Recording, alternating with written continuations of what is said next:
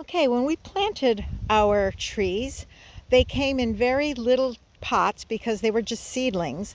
So we basically were able to just have someone go around our field with an auger and auger in the holes. They weren't much wider than 6 inches wide.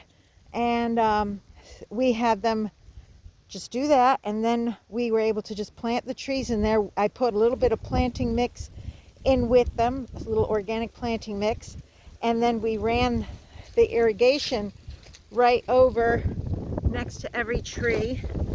After a few years, we changed them all to these 4 gallon per minute emitters. We started off with like 2 gallon a minute emitters, and we over the last winter I buried a lot of the irrigation, but this was running right along the top of the ground when we first did this. Then we put a 5x5 weed mat, which we bought a roll of the ground cover, and I just cut them, and you can see it.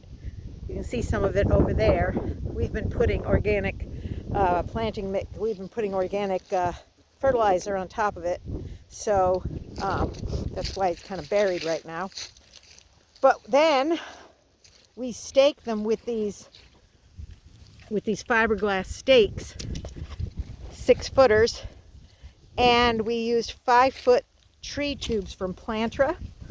And then after the trees started getting bigger, we slit them up, and make sure you slice them between the holes like that. So what we do is we reuse them every year. You can see, if you look further down the field, that we put them around the trees, and we tie twine around them to keep the deer from scratching their antlers and girdling the tree. So besides water, we have to deal with deer damage, and these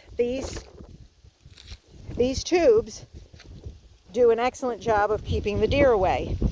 Just be aware that you have to get those stakes away from the tree before the tree grows around it, because then they'll be too hard to pull out, and you have to break off the stake and let the tree grow around it. That was a mistake we made with a few of our trees, and we still don't know how that's going to turn out, but hopefully the tree will just grow around it, because these are pretty hardy trees.